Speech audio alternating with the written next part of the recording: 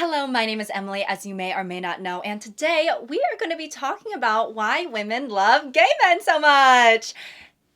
I'm realizing I wasn't saying that flamboyantly on purpose. I'm just excited. Specifically in regards to books, movies, and TV, right? And women, some of you lot, I'm going to be reporting you to HR. Heated rivalry.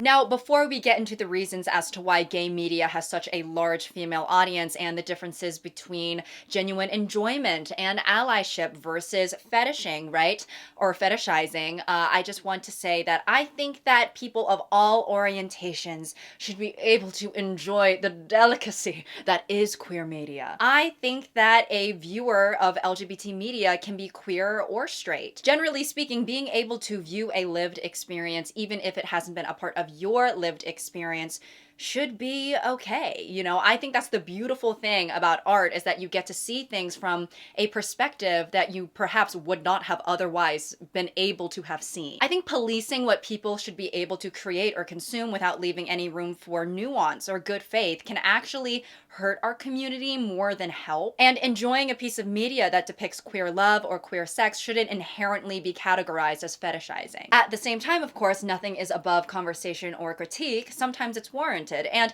if you yourself are not LGBT and you are not willing to listen to the thoughts or feelings of LGBT people, perhaps you need to roll your eyes back and look inward. Taking a step back, I wanted to start this video talking about one of the initial conversation starters when it comes to the relationship between gay men and women, specifically straight women. Ding! And this brings us back to the ancient texts, the gay best friend, right? Years and years ago, I made a video about the gay best friend archetype, and well, I had rewatched it, cringed myself out so much that I just decided this cannot be seen by the public anymore. So I did have to pull a sort of, mother instinct, right? I put you in this world and I can take you out of it. Now, I'm not a gay man, so I can't insert any of my own personal experience, but I can amplify the experiences expressed by other gay men, right? And they talk about how forming female friendships can really be a pivotal part of finding community and self-acceptance. Matt Kane, a UK-based writer, wrote an article for Grazia speaking about the impact of his female friendships as a gay man. The special relationship is by no means one-sided. As a young boy, I preferred the company of girls. I preferred the games they played rather than the traditional boys' games such as football or any kind of fighting or war games. When the straight boys would attack me on the playground, it was the girls who'd stand up to defend me. Their power to deflect these attacks only increased as we hit our teens and the straight boys began wanting to win their approval. My female friends gave me an entry point into mainstream social groups. They recognized what I had to offer and invited me in. They were the first to whom I officially admitted I was gay and opened up about my fears and feelings, certain of their support. Our bond only strengthened when we discussed the men that we found attractive. Being able to do this after years of having to suppress my desires was an enormously liberating experience for someone like me. Someone who was terrified that if he ever confirmed people's suspicions that he was gay, he would be roundly rejected. I have several gay friends who went through similar experiences. Our girlfriends were our first allies, and for that, many of us remain fiercely loyal. Being gay used to be considered inherently oppositional to masculinity, right? And growing up, boys and men, there is nothing that they are taught to cherish or flaunt more than masculinity. So if you were gay or people just had suspicions of you being gay, it's like you weren't doing the whole boy thing right. And I get that now for many people, being gay is generally a lot more acceptable. There's people who, don't even believe in coming out or think that coming out is a big deal. And in a way, it's a sign of progression that people are even able to hold those mindsets. But just as a reminder, it really was not that long ago that being gay wasn't cool. It was bad, okay? When I was in high school, the way that I grew up in a more conservative white area, if you were gay, you just had to address that on another day, okay? Preferably after graduation. As a girly or feminine boy, there's just not a lot of spaces for you that are friendly and accepting amongst other boys who conform to what's cool or even just acceptable, right? I mean, at the high school I went to, There were boys who were suspected of being gay. One of them, by the way, they just thought he was gay because he literally like would iron his clothes, right? God forbid a man owns a steamer. All of a sudden that means that he wants his G-spot attacked. But people would treat you differently. Like, they would be mean, especially if you were a boy. Being of the same gender does not automatically mean that you're going to feel a sense of belonging within that group, right? Especially when a lot of the interests or characteristics that are supposed to be shared amongst genders, those things are learned, can vary, and are not innate. I think one of the main things that a lot of women and gay men have in common is that they have an understanding of what it feels like to be ostracized and oppressed, right? I know I feel a closeness with my gay friends because we share a facet of lived experience. When you're living in a world that thinks less of you for just simply existing, that's a pretty strong foundation for a friendship bracelet. Have you ever been bullied or perhaps been a bully? Bullying is not okay, no matter how fun it is. And we need to do what we can to stop it. Now, have you ever heard someone say something like this? You throw like a girl! Or this? Quit staring at me! What are you, gay? Using someone's identity as an insult isn't funny, it's hurtful. Bullying isn't cool. If you're a bully, you're probably a f***ing ugly loser. Making somebody feel bad because they are being themselves is never okay. Just ask Tiffany. Tiffany? Where's Tiffany? Okay, all right, actually, let's go to Garrett. So then I told him, he's not staring at you because he's gay, he's staring at you because you need to learn the concept of chapstick. I am gay also, though. Right. Hi guys, you aren't supposed to be together, actually. Well, good luck separating us, bitch!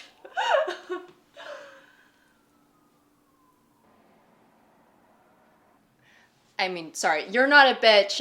We're just really connecting, that's all. Yeah, we're like best friends now. It's really nice to talk to someone else who's like systemically oppressed. Yes, super systemic, slut. Okay, well, can you guys still just denounce bullying for the purpose of the thing? Do not bully! What are you doing? It's fucking pathetic. You're fucking pathetic. Also, there is a degree of understanding between straight women and gay men in terms of their attraction to men, in terms of typically a heightened amount of emotional intelligence, but without as much perceived competition, right? And for me, with my female friends, oh my god, they are the winds beneath my wings. They are the oxygen in my motherfucking tank.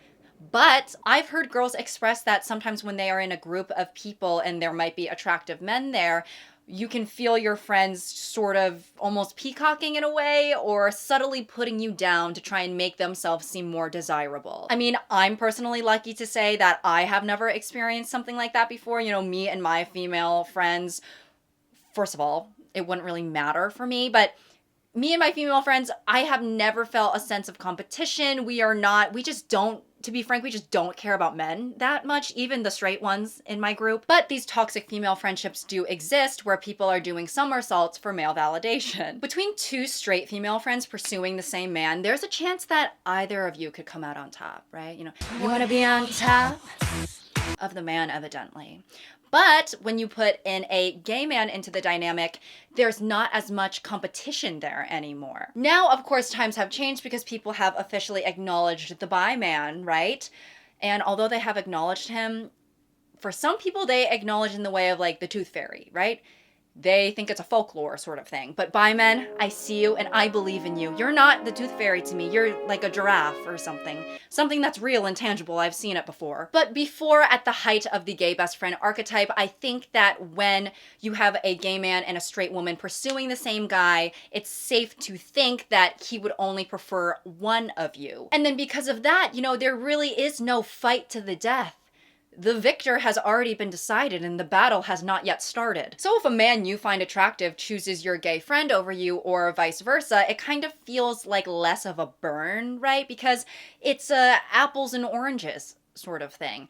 But if he were to choose your other female friend over you, then you just start to feel like an inadequate apple. I'm not here to make friends, okay? I'm here to get my man.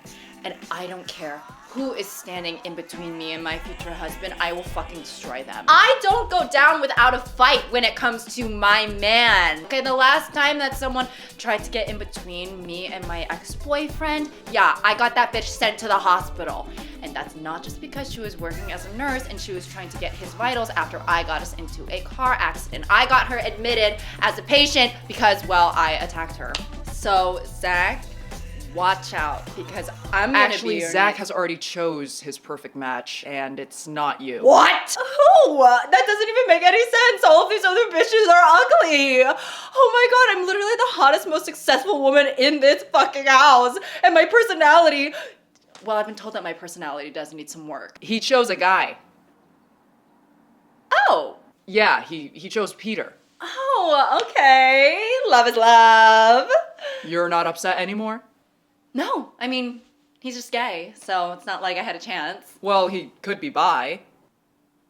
Oh, yeah, I mean, I guess. Jesus Christ, okay. Also, for a lot of women, they approach friendship with a level of emotional intimacy, which a lot of straight men tend to take as flirtation or conflate with romantic feelings. Obviously, we hear a lot about the male loneliness epidemic, right? Which I guess, want to talk about at some point. I would be beating a dead horse. Whoa. I would be beating a dead horse. Holy fuck, I think the horse just beat me right then. But for a lot of straight men, if they are ever to be vulnerable, they might be more likely to do it with a female romantic partner than with a male friend. Whereas with women, we don't only turn to our romantic relationships for emotional vulnerability. In a lot of our friendships, being vulnerable is kind of a lot of what we do, right? On the schedule, it's like, go to brunch, be vulnerable. See a movie, be vulnerable. Go thrifting, be vulnerable. Go home.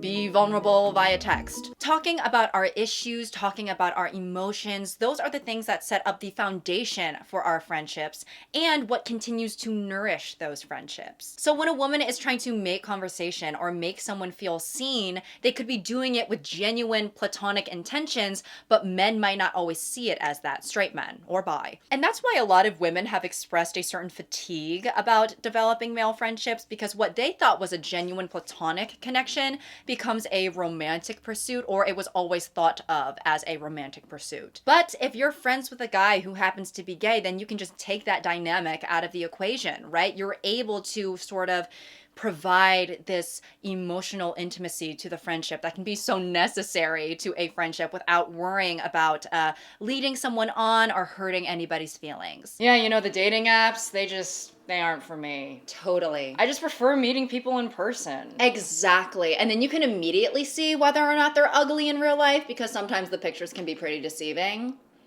Sure, yeah. And, you know, I'd like to start out as friends first, you know, kind of get a nice starting point to get to know each other without the pressures of romance and everything. Right. And honestly, I do like someone. Wait, what? Who? Do I know them? You actually know them very well.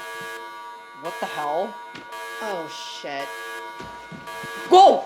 Professional block here. What? She will never see you that way, bro. Carl. Get it through your head. Men and women can just be friends. Platonic. Carl? Okay, she's not gonna be your girlfriend, Carl. So whatever little confession you had locked and loaded, why don't you aim it at your own fucking head? Carl! Yes, ma'am. He's gay. It's fine, he's gay.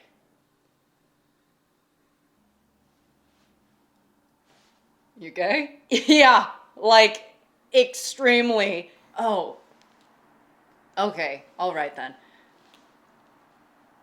Who are you? Oh, sorry, I hired this service to romantically reject my male friends because I got tired of doing it, so. What?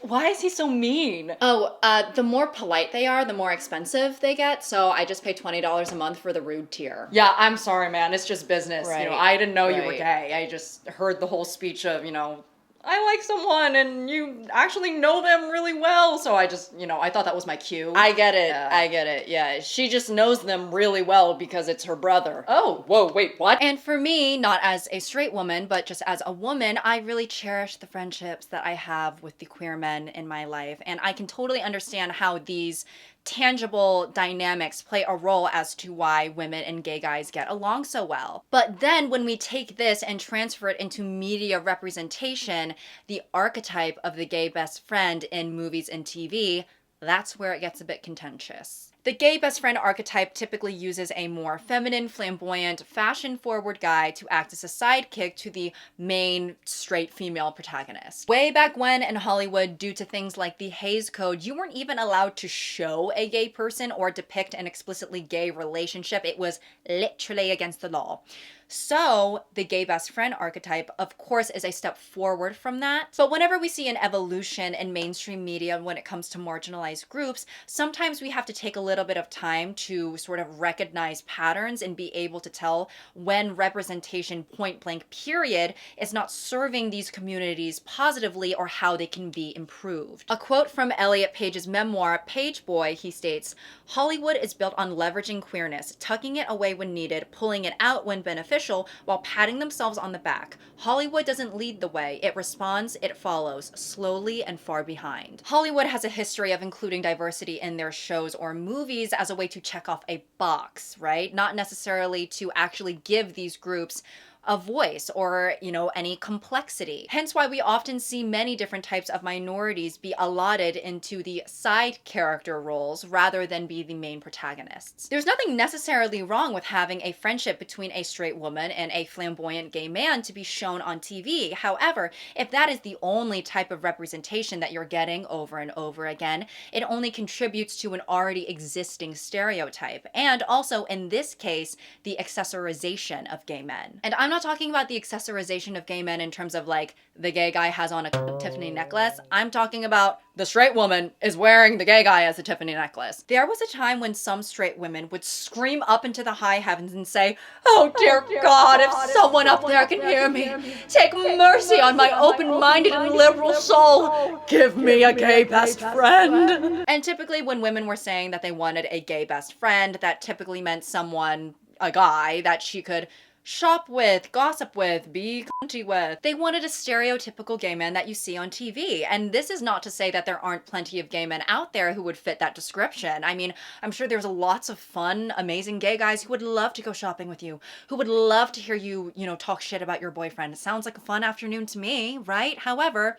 if you are approaching friendship solely on the basis of sexuality and your preconceived notions about that sexuality, that's not the best way to be supporting the LGBT community, if you care. There is an article on Cosmopolitan by Daniel Harding, and he talks about his relationship with the term gay best friend. "I got used to being the only boy in a crowded room, feeling ignored and fighting tears, because the reality of being the GBF was an uncomfortable and lonely existence. As much as I adored my friends, I knew they'd never truly understand how I felt. They weren't ever cruel, and even when they introduced me to someone as their GBF, I knew they didn't mean to make me feel bad. But that didn't matter, because every time they did, my stomach flipped. I worried that person had heard the word gay and now that's all they saw me as. And as someone who struggled with being gay for so long, having it constantly highlighted was hard. All I craved was to be normal and fit in, but all I did was stand out." Media representation of the gay best friend almost sort of commodified the friendship between gay guys and straight women. And this is not to say that, there aren't friendships that are, genuine and not rooted in tokenism. But for those who were or are in the pursuit of friendship, not on the basis of, cultivating community, but on the basis of stereotypes, you'd be making your friend more like an accessory than a person. Have you ever felt lonely and like your female friends just weren't doing it for you? Have you ever felt like you needed an addition to your female friend group to spice things up a little bit, but not too much because you'd still be doing girly stuff? Introducing the gay best friend. The gay best friend is your one-way ticket to gossip, gabbing, and great style. He comes with 3 main catchphrases. Yeah, can you just read these lines right here? What, these? Yep, right there. "Yas, girl. Oh no, girl. Slay boots the house down 8.8, motherquake shaking the cuntagon, serving us a warm slice of slay pie with a side of yes, queen cream." What is this? The gay best friend can do lots of stuff, like confirm that the guy you like is actually really cute. Oh, isn't he so dreamy? Yep. thanks, gay best friend. He can help you with your next big makeover. I don't know how to use this. Gay best friend, please help. It's lipstick, so just put it on your lips. You're so gay. Thank you, gay best friend. I'm sorry, what? And every gay best friend comes with their own custom skinny scarf. I don't own a skinny scarf. I find them to be highly impractical. They don't keep you warm. But you have a boyfriend. That doesn't mean I own a skinny scarf. What? Now we're gonna keep talking about gay men in media, but we're gonna go a little bit past friendship, okay? We're gonna go a little bit deeper. That's what he said. That's what he said. That's what they both said. Gay male romance is an entire industry, okay? And it can be enjoyed by anyone, but a lot of gay media in this specific genre, which is sort of like teen/young adult Wattpad-ish, but a little bit more sophisticated. A lot of that source material tends to be written by women and have a large audience of women. Why is this, right? Why do women enjoy this so much when they can't necessarily insert themselves into the fantasy? Or what happens if they try? And of course, I need to bring up the hot latest installment of this genre, right? Heated Rivalry. Now, you may not have heard of this show if you maybe don't care about gay affairs, if you don't enjoy looking at hot men, or if you don't like hockey. But honestly, probably not that last one. I couldn't give less of a about hockey, and I loved the show.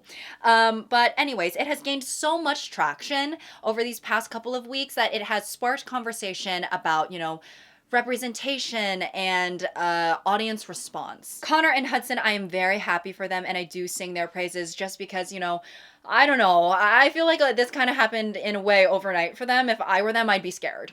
So I know that the reaction to the show and their performances has been overwhelmingly positive, to be honest, but being flung into the spotlight like that, being literally flicked pew, into the spotlight like that, it can also come with a lot of vitriol, so I guess I'm just like wishing the best for you guys. I say that like they're watching, but I don't know. They seem like good people. Hopefully it stays that way. But Heated Rivalry is based off a book of the same title by author Rachel Reed. The book is about two sexy, mega successful hockey players who have a decade-long situationship, something I think everyone should go through. But the description is as follows. Pro hockey star Shane Hollander isn't just crazy talented. He's got a spotless reputation. Hockey is his life. And now that he's the captain of the Montreal Voyageurs, he won't let anything jeopardize that. Especially the sexy Russian whose hard body keeps him awake at night. Oh, God. The Boston Bears captain, Ilya Rozanov, is everything Shane's not. The self-proclaimed king of the ice. He's cocky as he is talented. No one can beat him, except Shane. They've made a career on their legendary rivalry, but when the skates come off, the heat between them is undeniable. Sorry, I'm starting to read this like the hockey announcer. When Ilya realizes he wants more than a few secret hookups, he must walk away. The risk is too great. As their attraction intensifies, they struggle to keep their relationship out of the public eye. If the truth comes out, it could ruin them both. But their need for each other rivals their ambition on the ice. Secrecy is no longer an option. Now, the show definitely has a narrative, right? It definitely has a narrative. It's got emotional pull. It highlights important topics. It's helped people in the queer community and put a spotlight on gay media. However, we would be lying to ourselves if a big part of the show's success wasn't due to the sexy, sexy scenes that were in it. These scenes were very graphic, and watching hot guys go at it is similar to a car crash in a way where you don't want to look away and it can get pretty rough. We know that sex sells, right? 2 + 2 = sex. But when something salacious has women as its target audience, what makes the physical intimacy hotter is the emotional stakes. All right, it's the background information, the context, babes. It's all about the context. Women tend to get more out of sexy media when we can immerse ourselves like an ice bath, right?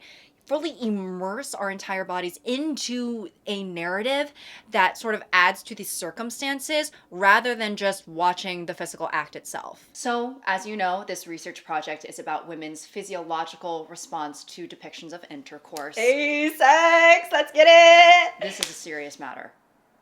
Right, I'm sorry. So, I'm going to be attaching this little monitor to your finger. It's just gonna tell me your heart rate. And then I'm going to show you an image, and I just want you to tell me how you feel, okay? I feel good. They look hot. It's nice. I feel nice. Okay, now what if I told you that these two people have known each other since college and were academic rivals and are now working at the same company and have become business rivals and they're competing for the same promotion? And although they have a sense of competition, they also have an undeniable physical attraction, and this is the very first time that they have given in to those physical desires. Oh shit.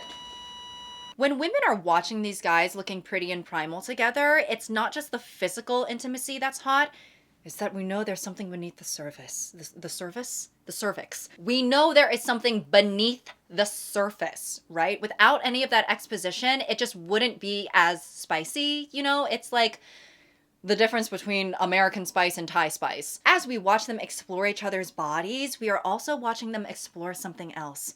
Their minds, heart, and soul, okay? We know that something more meaningful is about to bloom here, and they are going through a self-discovery. As much as they started as rivals, they also admire each other, even though they wouldn't admit that to themselves in the beginning, but we as the audience know. And we can see them fighting against themselves to not want more from each other, but at the same time, they can't stay away from each other. And the act of being together in that way, it is something that is solely between them, right? It's taboo, it's even dangerous, unfortunately. And this is something that we see very often in the romance genre, right? Outside of heated rivalry, outside of even gay storylines, there's often tropes that foster a lot of yearning, a perceived danger or reason to be resistant, or heightened emotional stakes that can enhance the experience of the physical part on behalf of the audience. But in the case of many gay romances, the resistance and the tabooness and secrecy, it stems from the fact that, not the fact, stems from the idea that being gay is wrong. God, that's so hot. You see it in Red, White, and Royal Blue, which is a very successful book turned movie, where the main point of resistance is that you have the son of the President of the United States and a British royal who they both have their political reputations at stake for the sake of their romance. Similarly, in Young Royals, a show where a Swedish prince has a secret romance with another boy of a lower status than him, he is compromising his stance as royalty. And there's a lot of other examples in the realm of books and I'm sure movies and TV. And it's interesting to think about these dynamics where something that adds to the hotness is the fact that, being gay is looked down upon in society, and there's a lot of shame that comes with that, which leads itself to making an environment for secrecy or an aura of, God, we shouldn't be doing this, which women tend to really like. And now I'm not saying that straight women are engaging with this media thinking, thank God for homophobia, because this is so hot. You guys hooked up? Yeah, it was crazy. Was it good? Yeah, but I mean, we kind of had to sneak away and do it in secret, and we seriously could not get caught. That's so hot. Yeah, I mean, we had to sneak around because both of our parents are super homophobic, and all of the guys on the swim team are also super homophobic, so if we got caught, it would kind of ruin our lives and we would get disowned and stuff. Right, so sexy.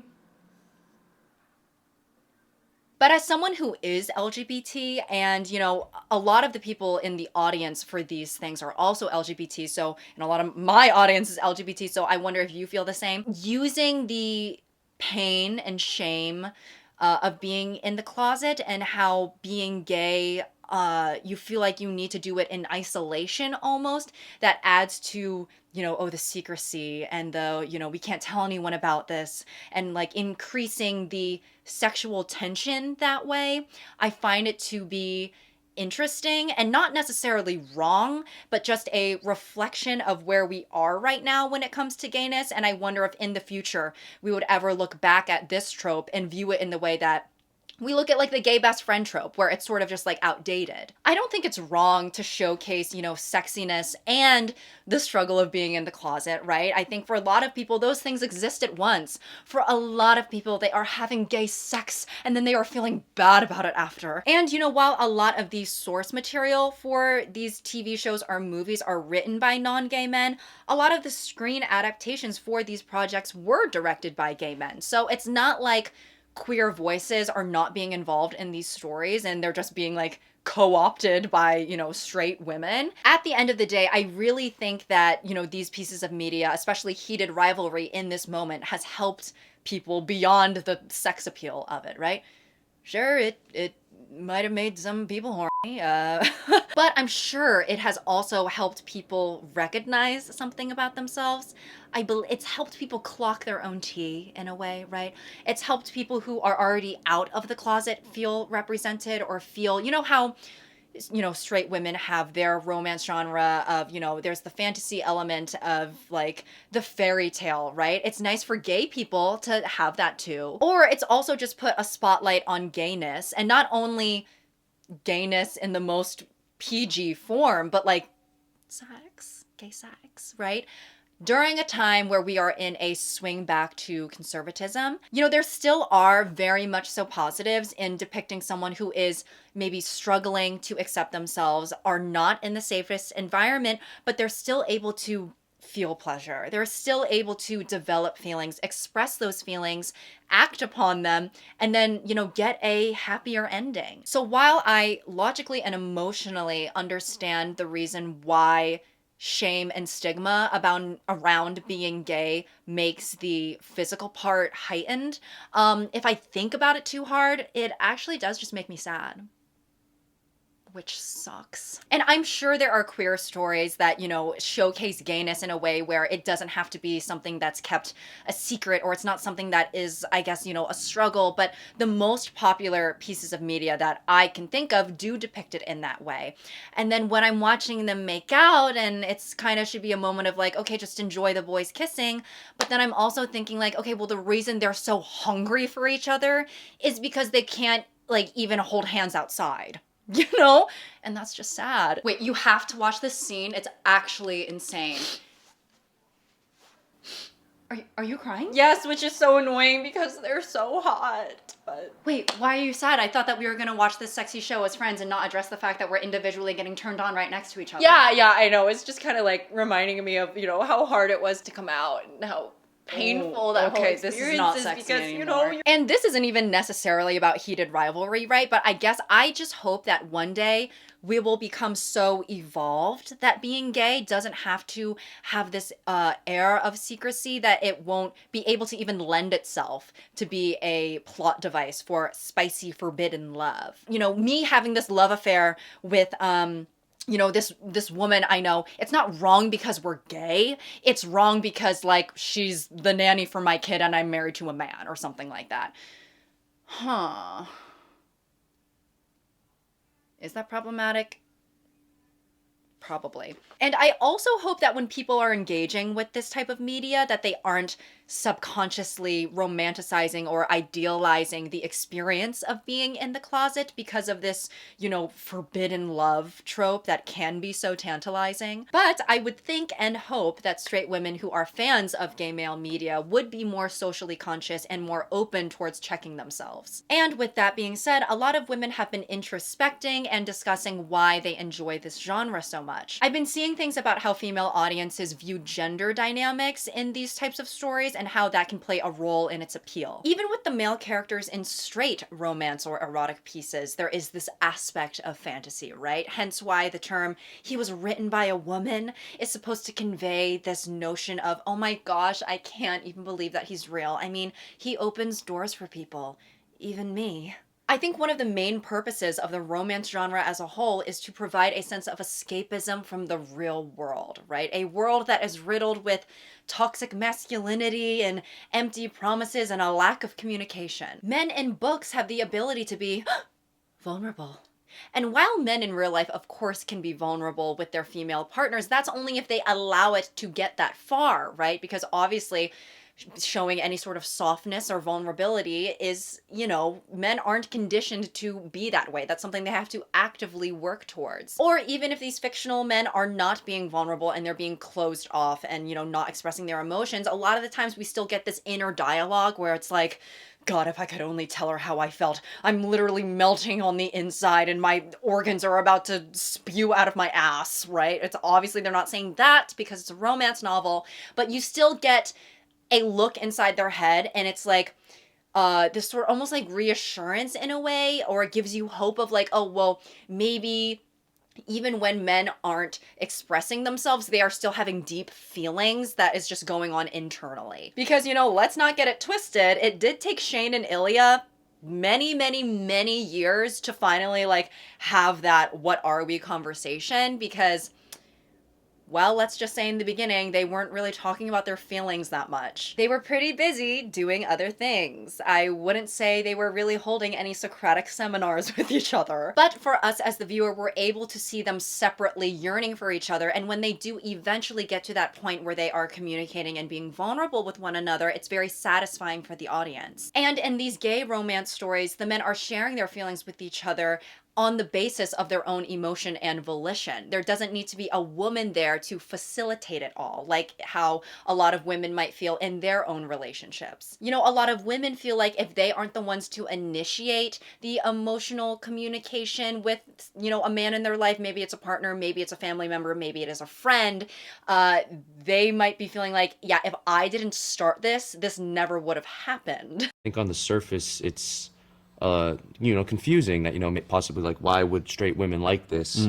I was talking to Hannah, our costume designer, and she was like, well, I think that there's something about this type of story and this type of love and this type of sex that has a lot to do with this almost like prolonged foreplay and yearning. And she's like, I think that's what the female audiences are really drawn to. I think it's more so geared towards a feminine gaze. It's true. I mean, that's why we like romance, Yeah. It's not just the sex or whatever. It's the moments in between where you see desire and this pull towards vulnerability and connection. I want to add, like, it made me think in a straight hetero romance, it's usually you fall into tropes and stereotypes where the woman is the communicator, and the guy's, the closed off, that's usually the archetype we see. So I think that it's two men is sort of enticing because they're like, so men are capable of having communication, they can get somewhere. And I've also heard gay men express that they find it refreshing to be able to see this sort of, gay romance love story that has like almost like a woman's point of view, if you will. It's not really a woman's point of view, but just the romance genre in general is so catered towards women that it ends up sort of being that way. Jacob Tierney, the director of Heated Rivalry, had an interview with Variety, and Variety asked, "The queer community is understandably hooked by this show, but there has also been an intense embrace from female viewers, specifically straight men. Why do you think this is?" He answers, "I think that's a very complicated question, and there are a lot of answers to it. Women love these books. These books are written by a woman. These books are largely consumed by women. So I wouldn't want to speak on behalf of a female audience, but I think what women are presented in romance is not always something that interests them in that way. I think that women are also, in real life and in culture, endlessly exposed to sexual violence. Seeing things like this that are depictions of ultimately male vulnerability can be very refreshing. From what I've heard from the women who have written to me and Rachel and the boys, there's a safety in seeing a woman being removed from the conversation, so you're watching something happen between two men and there is no fear of violence. There is no fear of things turning into stuff that women have to deal with too much in real life and don't want to deal with in their fantasies, and ultimately this is a romantic fantasy."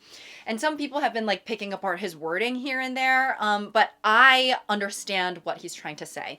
And it's interesting because I think when you are living as a socially aware woman, you are, more conscious about the media that you consume, and you're more conscious of the things that you get turned on by, right? When we're talking about, tropes that might be harmful towards women that we see in, straight romance novels that you wouldn't have to put into consideration when you're watching like a gay romance. And while a lot of women just sort of like what they like and don't particularly care to think about it too much, I mean, a lot of women, they're just sort of like, yeah, I'm reading this book where the main guy kidnaps a woman and forces her to be his live-in wife, and she only loves him out of necessity at first, but then it starts to sort of become real because he would, make her a biscuit every morning or something, and they're just sort of like, yeah, that's what gets my gears going, that's what makes my motor purr, and I don't really care to investigate it that much.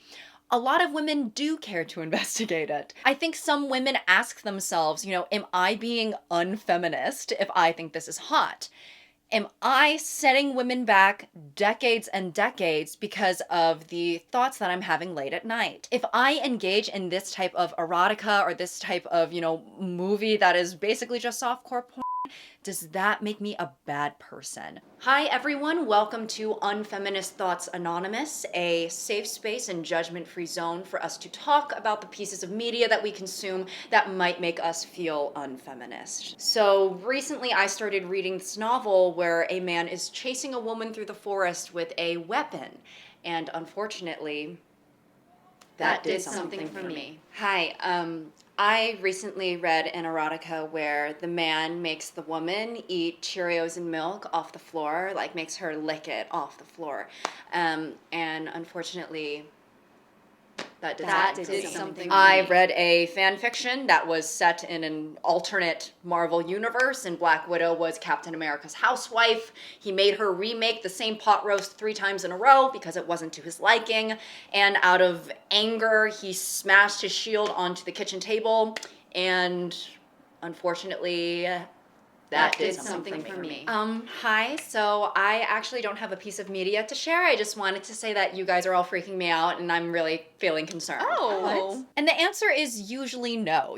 These things don't make you inherently a bad person because after all, what you enjoy in a fantasy isn't always how you're going to be conducting your real life relationships in reality. Doesn't mean that there's never something to investigate further, but that's between you and your therapist. But in gay romances, straight women are not only able to look at 1, but 2 attractive men, and they don't have to worry about, any problematic tropes and what that says about them if they enjoy it. And of course, all of this online discourse paves the way for people to feel the need to justify their reasons for liking gay media, particularly when you yourself are not of that orientation because you don't want to be labeled a fetishizer, right? At least not publicly. When it comes to romance, no matter if it's straight or gay, erotic scenes are usually a selling point. I mean, sex sells, we already know this. And I think it's safe to say that while a lot of people watched the entirety of the show and, were emotionally moved and invested in the storyline, I'm sure there were other people who were kind of only there for one specific thing. It's amazing to have these representations of gay relationships in these hyper-masculine spaces, right? Because I'm sure there's so many closeted athletes who watch the show and, feel less alone. No, yes, exactly. And I feel like watching queer media has helped me come to terms with my own sexuality and sort of made me question. I think it made me horny.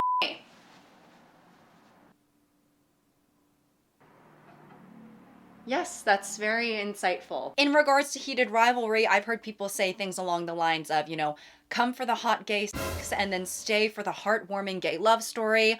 Other times I've heard it literally just be referred to as the gay hockey show. And it makes sense to me why straight women would be enticed by gay love scenes, right? I mean, you are attracted to men, you see 2 gorgeous men together. That makes sense to me. I mean, even if you don't like men, attractive people are attractive people. Like, me and my girlfriend enjoyed watching them together. It's the same thing of, watching, I don't know, beautiful flamingos in a pond flapping their wings against each other. It's just oh, this is nice.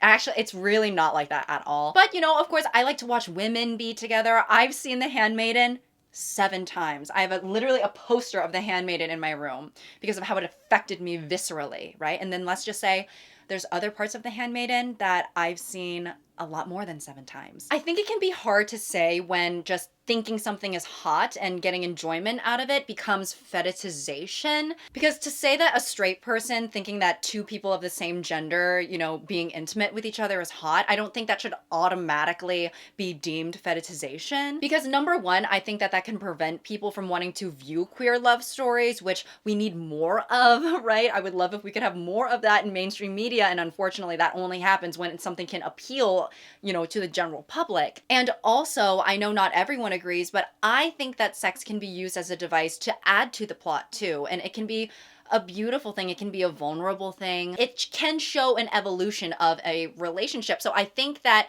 viewing, queer intimate scenes and boiling it down to okay, well, if you like that, then it's fetishization. I feel like it takes away, what sex can mean to people, and what it can add to a relationship as well. I just think it's a little bit reductive. So maybe the question here shouldn't so much be about like the semantics of it all, but just whether or not these feelings are causing harm towards gay men in the community and reducing them to a fantasy rather than individuals. To give the perspective of a gay man, I'm gonna attach this TikTok by Judah the Glute Lord. And I bow down to thee. Hey, so real quick, if you were one of the women, and from what I've seen, mostly queer women, but probably not exclusively queer women who are participating in the heated rivalry discussion online, and you were very concerned about other women fetishizing gay men, and you were telling them not to fetishize gay men, I appreciate the allyship, I really do, and I can't speak for everybody, I'm not the gay Lorax, but I just don't think that many of us are actually all that worried about that. Like, I don't think that this is substantially similar to the way that straight men fetishize lesbians, for instance, just because of the power dynamics at play. Like, I don't think that the female gaze is all that threatening or menacing, especially not in the way that the male gaze can be threatening and menacing for women.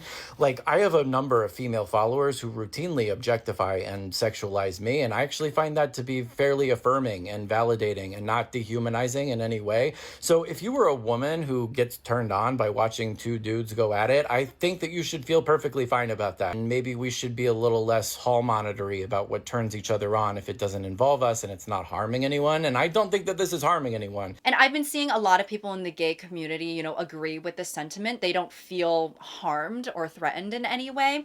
But on the other hand, while the power dynamics between straight women and gay men aren't as straightforward, no pun intended, there's still the intersectionality of the dynamic, right? You can have a gay man engage in misogynistic behavior, and you can have a straight woman engage in homophobic behavior or insert herself into spaces that aren't made for her. And in a way, that's true equality. For example, Cosmopolitan posted a questionable statement that I thought was odd.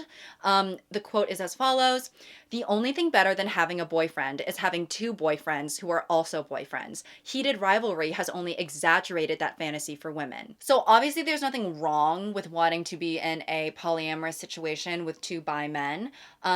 Sounds fun for those who are interested. But, if you truly understood what the show was trying to do, and you saw the relationship between two guys who are, fighting against themselves because of internalized homophobia or just straight up rampant, overt external homophobia, which can risk their careers, and this mimics real life, right? And then you thought to yourself, where can I insert myself here? Listen, we're all interested in the graphic scenes. I would say that a lot of its success has hinged on, people having initial interest in the show because of the sex. But if all you're getting from this is, God, I wish I could be in between that, when the show is supposed to be highlighting the struggles of a community that you're not a part of, I think there should just be a little bit more cognizance there. Here is another example of some odd behavior documented by the user on TikTok, Princess and the Poppers. I love gay people. I appreciate that, and you've all been really respectful, at least from my point of view. Until today, I work at a gay bar, and a group of women came in, and I asked them if they wanted to sit at a table to eat or if they're just doing a bar, and they said, "We're actually just here to watch all the boys make out with each other." And I was like, what? And they go, "Ever since Heated Rivalry, we can't get enough. We just want to watch them all make out. Where's a good spot to do that?" And I was like, well, fun fact, we're not circus animals, so if you want to just come in and get some drinks and hang out and meet some people in a respectful way, that's great, come on in. But if you're just gonna kind of point and laugh, maybe do that somewhere else. Thank you so much. Yikes. And then I think this is the type of behavior that starts to go into unwanted territory, because real gay men and their relationships aren't props for your entertainment. And, taking your sexual interest in a show, a fictional show, and imposing it onto real people who you don't know, that's strange. And listen, I am saying this as a woman lover, right? I think sometimes we can get a little bit defensive when we're being called out on our behavior because, we deal with so much oppression in real life. I think that we become resistant to the idea of causing discomfort or harm onto others the way that it is imposed onto us. But we need to be able to recognize when we're wrong, and not even when we're wrong, but just when we can be doing better. And in this case, and I'm sure there's plenty of other cases, You know, these women are entering a physical space that is supposed to be, you know, a safe haven for gay men to not be gawked at. People aren't the characters from your yaoi, okay? Or your BL. That's my opinion. So, this is your first time at Pride. Yes, I'm literally so excited. Amazing. I know a bunch of cool spots that we could hit. After watching Trepid Temptations, I'm literally hooked on gay people. What? Yes, every time I see a gay couple, I'm just like, You're like, aww. no, I'm like, you guys need to so hard that the mouth, and then you're just like, see like as well. Girl, what the fuck? Yes, so I'm hoping to see some of that at Pride. I don't think any of that is even legal to do in public spaces. I mean, being gay was once illegal, but people were still doing it. Do you even know what Pride is about? Yeah, gay people. No, like, do you know about Stonewall? Yes, a lot of walls are stone, so I'm familiar. Oh, also, I wanted to ask you, since I support a lot of gay media, am I allowed to say the F slur? Overall, if there's anything that queer people in fandoms love, it's discourse. There will pretty much never be a day where we can all agree, and that's okay because we're not a monolith. And having these conversations about, you know, audience response, what good representation looks like, etc., doesn't diminish the fact that we have a very, very successful show right now that is highlighting the struggles of, you know, sexuality, and not only highlighting the struggles of sexuality, but also, you know, the beauty in it as well. And this media has flourished inside and outside of our community, which I think is a good thing. You know, you shouldn't only engage with art when it pertains to you. For those who aren't in the LGBT community, watching these shows, in my mind, is a form of support, as long as, you know, you recognize, you know, gay people as actual people and not just an extension of your fantasy. You know, just like with the gay best friend trope, right? Gay people aren't an accessory for your lives. And I think, you know, when we are talking about a type of media where a lot of the audience are, you know, people not of that particular demographic that's being represented, we just need to, you know, be open to checking ourselves and, you know, just making sure that we're being respectful. And while I hope for a future where gay love story doesn't segue so easily into spicy, forbidden, you can't do this type romance, perhaps that's just where we are right now. And, you know, the types of media that we're seeing are a reflection of the time, and it's important to have different pieces of art that reflect the time so that in the future we can look back and feel grateful for, you know, how far we've come. And we need a raunchy lesbian show. And I hope that one day lesbian media can have the same success that a lot of gay media has. That's for a whole other video. That really is. But yeah, we need a raunchy lesbian show. You can cast me in it if you want. I mean, God, if I have to. You can cast me in anything really. I'll be straight too. I can do it all. But anyways, I hope you all enjoyed today's video. Support gay people, support gay media, and until next time.